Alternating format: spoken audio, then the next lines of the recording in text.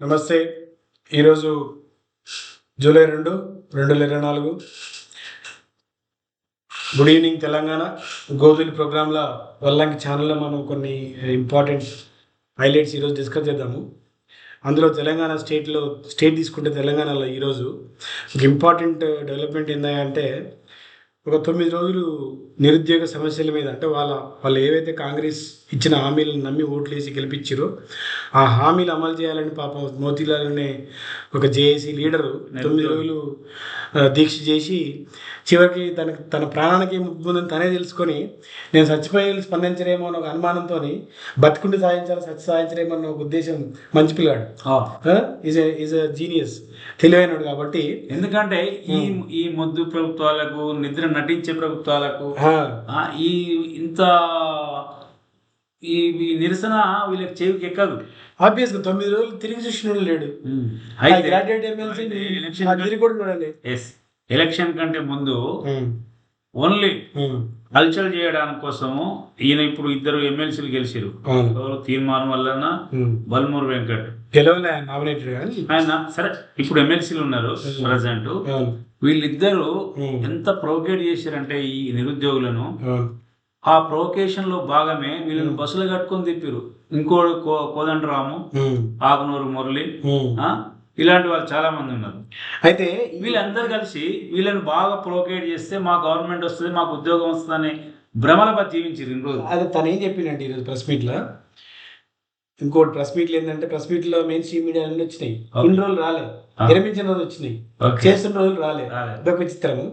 అయితే ఆయన ఏం చెప్పిందంటే మేమందరము ఊరూరు తిరిగి 60-70 కాన్స్టిట్యూన్సీలు తిరిగి మీకు పెన్షన్లు మంచిగా వస్తున్నాయి, రైతు బంధు మంచిగా వస్తుంది, అన్ని మంచిగా ఉన్నాయి మీకు, కానీ మాకు మంచిగా లేదు, ఈ ఒక్కసారి మా కోసం ఓట్లు వేయండి అంటే వాళ్ళు అన్ని మంచిగా ఉన్నా కూడా కేసీఆర్కి వ్యతిరేకంగా ఓటు వేసారు. వాళ్ళు హ్యాపీగా ఉన్నారు, అయినా మా కోసం వేసారు. కానీ ఇవాళ మేము ఆగం చేసినట్టు అవుతుంది, మేమే ఆగం చేసిన తెలంగాణని అని పాపం ఆయన ఈ రిపెంటెడ్ లైక్ ఎనీథింగ్. ఓకే, ఒక వివరణ ఇచ్చే ప్రయత్నం ఇచ్చిండు. 2 లక్షల జాబులు నువ్వు ఇస్తా అంటే మేము నమ్మలేదురా బాబు, కానీ 2 లక్షలు కాదు కనీసం 30,000 ఇయ్యకపోతావా అని దాంతో వేసినాం. కానీ ఆ 30,000 కూడా నువ్వు ఇలా ఇచ్చిన పరిస్థితి లేదు. అంటే దిశగా ప్రయత్నమే లేదు. నుంచి నడుస్తుంది ఈ 7 నెలల నుంచి ఆ దిశగా ప్రయత్నమే లేదు. నువ్వు జాబ్ క్యాలెండర్ వేయకున్నా కూడా అట్లీస్ట్ ఒక క్యాలెండర్ వేసి ఈ నెల వరకు ఎన్ని జాబ్ స్టేట్మెంట్స్ ఇంటే అప్పుడు ఎలక్షన్ కంటే ముందు యూపీఎస్ తర ఒక బోర్డును ఏర్పాటు చేస్తామన్నాడు. నోటికి వచ్చింది మాట్లాడింది పాపం. యూపీఎస్సీ ఏడ రాసిండు, ఆయన ఏపీఎస్సీ ఏడ రాసిండు, టీఎస్ఎస్సీ దీనిలోకి ఏమైనా చూసిండా? ఈ అంటే నిరుద్యోగులు ప్రతి ఒక్కరు కూడా ఇప్పటికి కూడా ఈ రోజు వరకు కూడా జరిగే ఈ దేశంలో మన రాష్ట్రంలో జరిగినటువంటి రాజకీయ పరిస్థితులను, ఈ నాయకులు ఈ పార్టీలో మాట్లాడేటువంటి హామీలను ప్రతి ఒక్కరు కూడా క్షుణ్ణంగా గమనించాలి.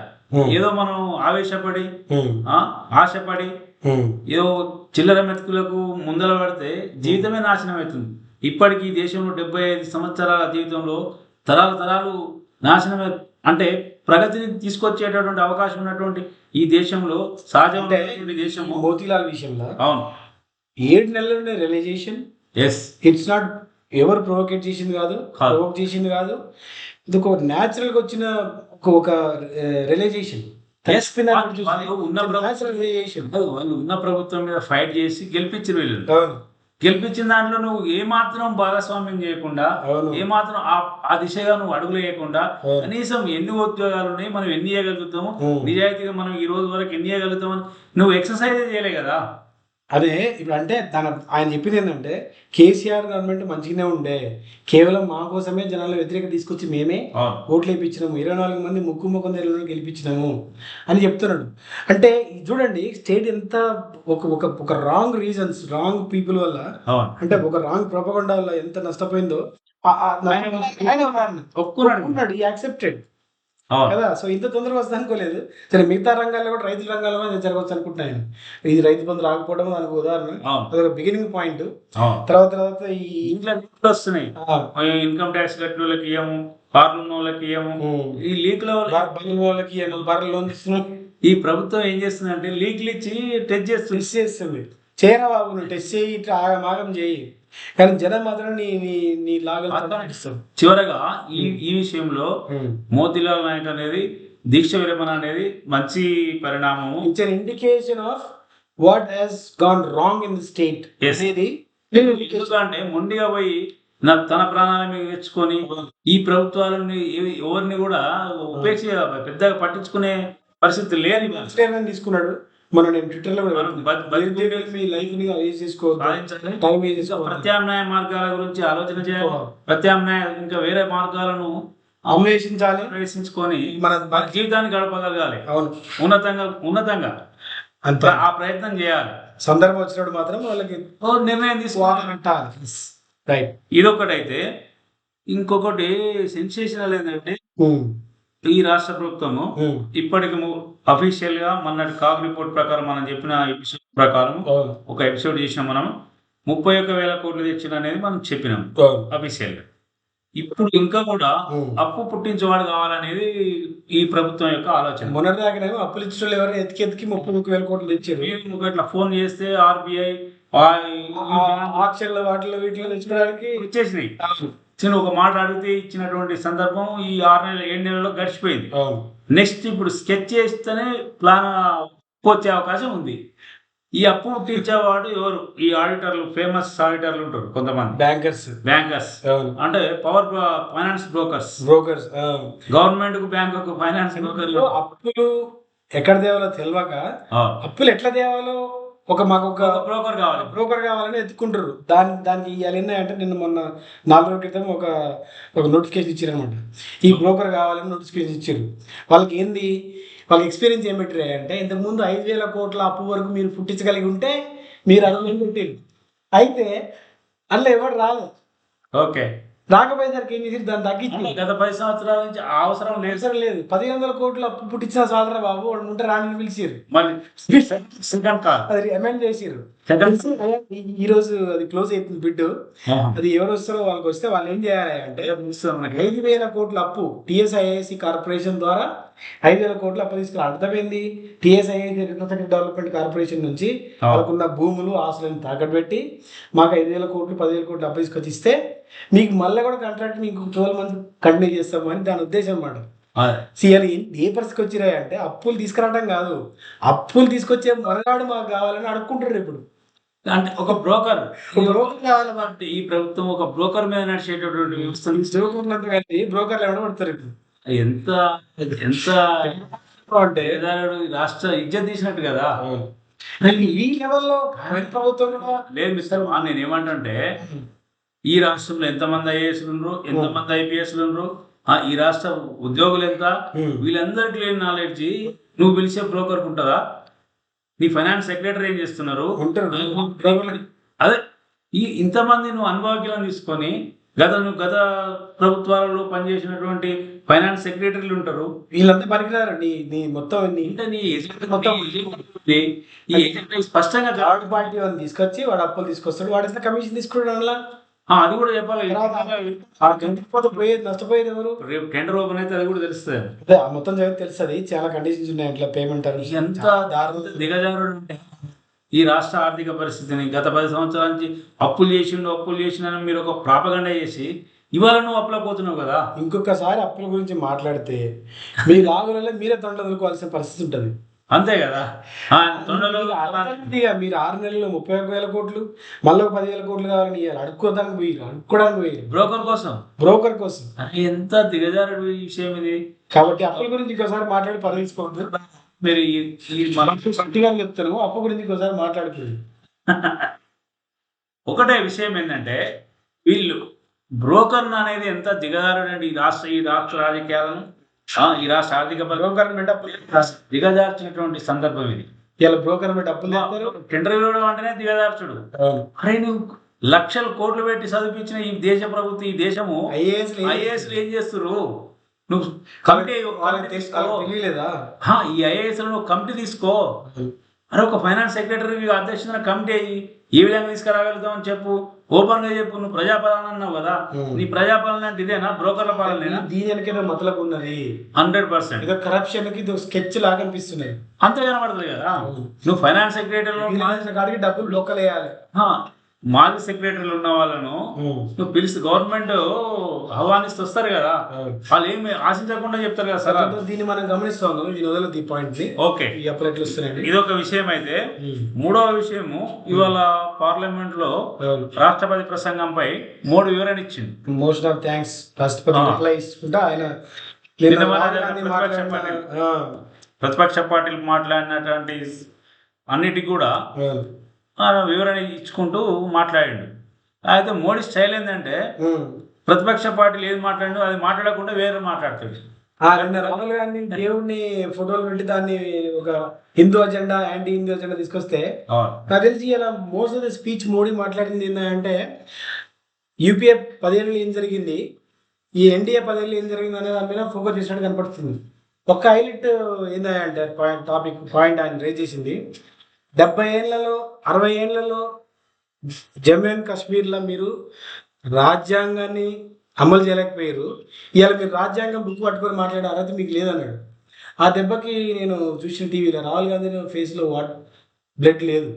ఓకే, ఇదొక సందర్భం. అయితే సేమ్ ఇదే సందర్భంలో ఈ బీజేపీ పార్టీకి ఉన్నటువంటి ఒక 50-60 ఏళ్ళ కిందటువంటి సమస్యను మాట్లాడుతుంది, ఇంకో 25 ఏళ్ళ కింద భవిష్యత్తు గురించి మాట్లాడుతుంది.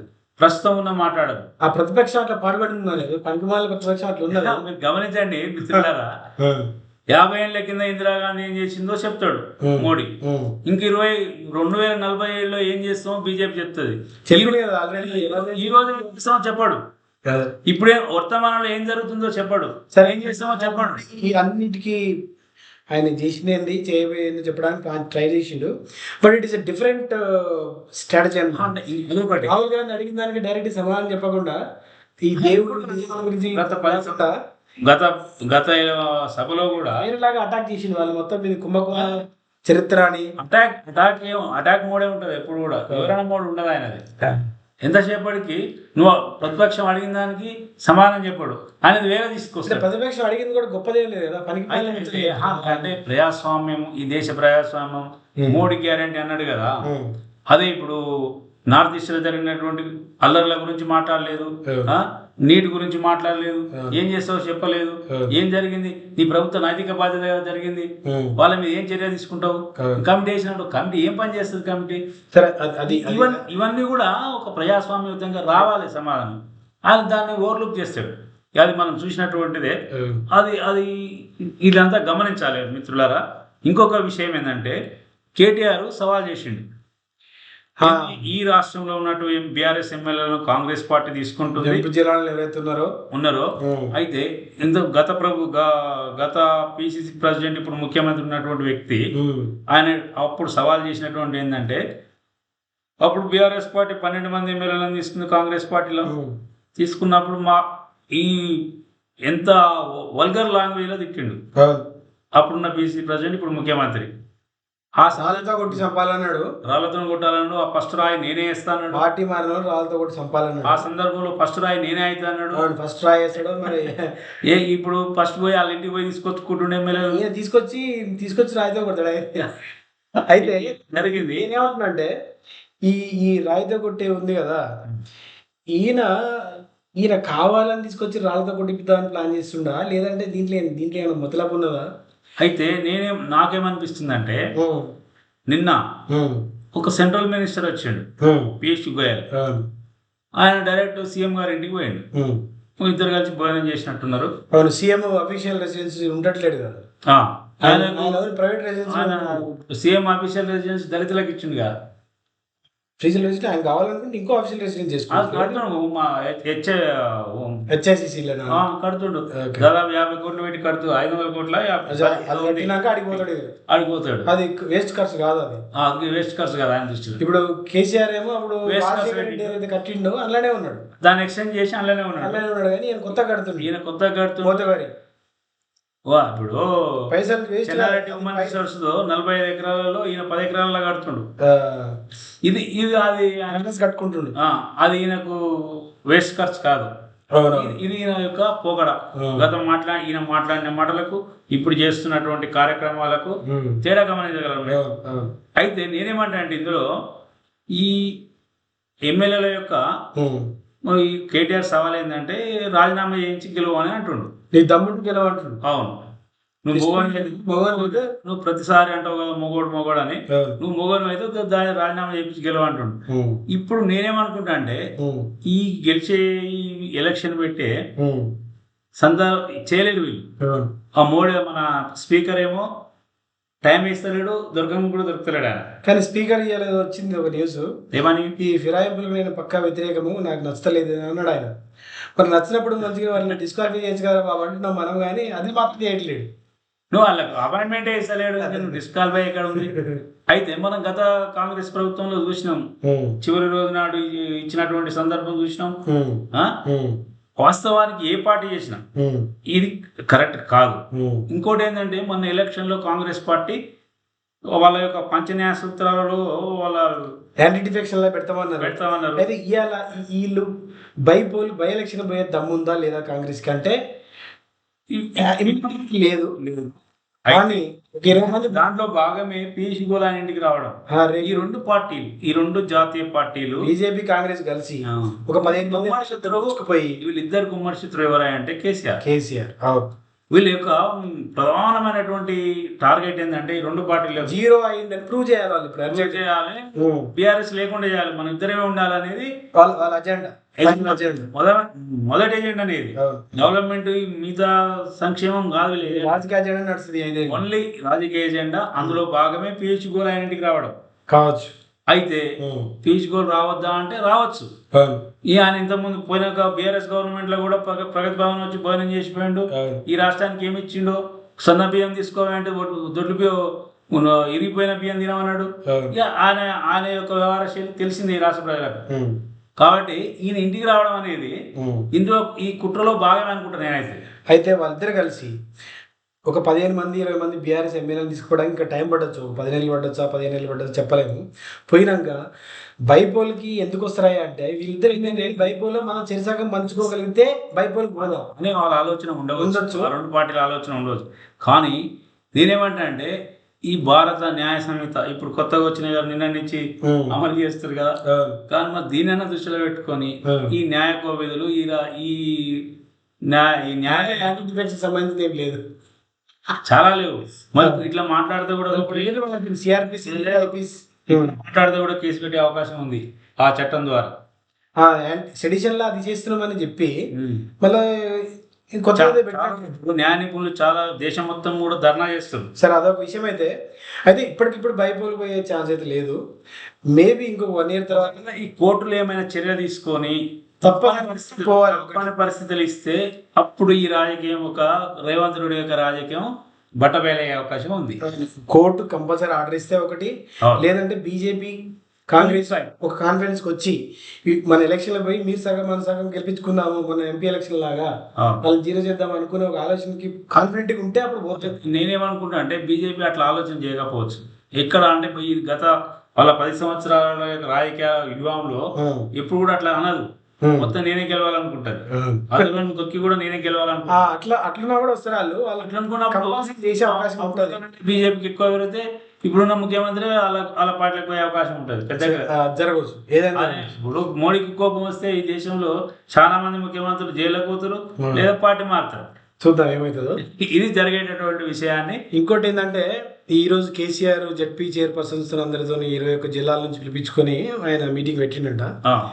ఆ మీటింగ్లో ఏమన్నా అంటే మీరు కలిసి మంచిగా పనిచేసినాము, మనం గెలుస్తాము, గెలిచినాక బీఆర్ఎస్ 15 ఏళ్ళు అధికారంలో ఉంటుంది ఆయన అన్నాడు.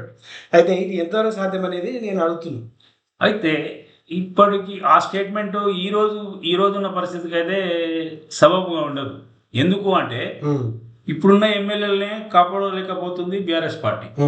అది కారణం ఏదైనప్పటికీ కానీ అందుకని ఇప్పటికిప్పుడు అంటే ధైర్యము పార్టీ ఆయన ఏంటంటే జనరల్ ఎలక్షన్ తర్వాత మళ్ళీ జనరల్ ఎలక్షన్ వస్తాయి, అప్పుడు మళ్ళీ మనం గెలుస్తాం. పార్టీ శ్రేణులను ధైర్యం ఇవ్వడానికి అయి ఉండవచ్చు, లేకపోతే ఆయన రాష్ట్రం పట్ల ఉన్న ఆయనకు ఉన్నటువంటి కమిట్మెంట్ అయి ఉండడం వల్ల కావచ్చు. ఆ మాట అయితే ఆయన ధైర్యం ఏం కనపడింది నాకు. ఆయన ఒక మాట అయిపోయింది ఏంటంటే కాంగ్రెస్కి ఒక అలవాటు ఉందంట, గవర్నమెంట్ వచ్చిన తర్వాత అన్ని చిల్లర పనులు పిచ్చి పిచ్చి పనులు చేస్తారు, ఆబ్వియస్గా వాళ్ళు ఓడిపోతారు. నెక్స్ట్ జనరల్ ఎలక్షన్ లో మళ్ళీ మనం గెలుస్తాము. మనం కూడా చూస్తున్నాం కదా 2004 ఈ 7 నెలలు చూసినాం కదా. ఏ నెలలోనే పైన మోతీలాలే మిగతా రాష్ట్రాల్లో కూడా చూస్తున్నాం కదా, దేశంలో మిగతా రాష్ట్రాలు. కర్ణాటకలో ఆల్రెడీ గందరగోళం ఉంది. ఆల్రెడీ అక్కడ ముఖ్యమంత్రి మారుస్తారంటారు. ఇంకా ఈ జగదీష్ షెట్కర్ అని ఉంటాడు కదా ఒక ఆయన, ఆయన ఏమన్నాడు, ప్రభుత్వం ఏ ఇచ్చినా ఆయన పడిపోవచ్చు అంట లేటెస్ట్ గా. ఆ పరిస్థితి నేను ఏమంటా అంటే ఒక 1.5 year అవుతుంది బీజేపీ యొక్క ఆకాష్ ఈ ఆపరేషన్ బంద్ అయ్యి. ఇప్పుడు బంద్ అయింది తెలంగాణలో ఫామ్ హౌస్ లో పట్టుకున్నటువంటి స్వామీజీలను పట్టుకున్నప్పటి నుంచి బంద్ అయింది, దేశం మొత్తంలో బంద్ అయింది, ఈ రాష్ట్రంలో కాదు. ఈ మరి మళ్ళీ ఏమైనా మొదలు పెడుతుంది ఆకాష్ బీజేపీ పార్టీ మొదలు పెడితే ఇవన్నీ కూడా పెద్దగా మనం ఆశ్చర్యపోవాల్సిన అవసరం లేదు. గత 10 ఏళ్లలో 9 ప్రభుత్వాల గురించి వాళ్ళ పార్టీ నిర్మాణం చేసుకోరు. ప్రజలు కూడా వ్యతిరేకించినట్టు ఏం కనబడలేదు. మన జనరల్ ఎలక్షన్ లో దాన్ని పెద్దగా ప్రజలు పట్టించుకోరు. అది బయపోల్ని వీటిని పట్టించుకుంటలేరు. బయపోలు కాదు, ఇట్లా ప్రజాప్రతినిధులు ఎన్నుకున్న ప్రభుత్వాలను కూడా కూర్చడం వల్ల కూడా ప్రజలు పెద్దగా స్పందించినట్టుగా ఏం కనపడలేదు. లాగుంది అది ఒకలాగుంది. చూద్దాము. అయితే ఈ కాన్ఫిడెన్స్ ఈ కాంగ్రెస్ ఇచ్చిన కాన్ఫిడెన్స్ అనిపిస్తుంది నాకు కేసీఆర్ కి. ఇలా చూస్తే వీళ్ళు ఎట్లయినా ఆగమేటోళ్ళే అన్న ఒక ఉద్దేశంలో మాట్లాడినట్టు కనపడుతుంది కదా. నీకు మనం 7 సంవత్సరాల నుంచి రైతు బంధు జూన్ వరకు ఎట్టి పరిస్థితుల్లో పడిపోయేది. ఈ రోజు జూలై 2వ తారీఖులో ఉన్నాం. ఈ రోజు వరకు దానికి విధి విధానాలే లేవు. ఏం చేస్తారో తెలియదు. రోజు ఒక లీక్ వస్తుంది. లీకులే అన్ని లీకులు జోకులే. కానీ రేపు కాంగ్రెస్ పార్టీ మంత్రివర్గ విస్తరణ అని చెప్పారు. ఇవన్నీ లీకులు జోకులు ఇవన్నీ జరుగుతున్నాయి. ఫేకులు ఇవే కాంగ్రెస్ గవర్నమెంట్ మీద వచ్చింది కదా.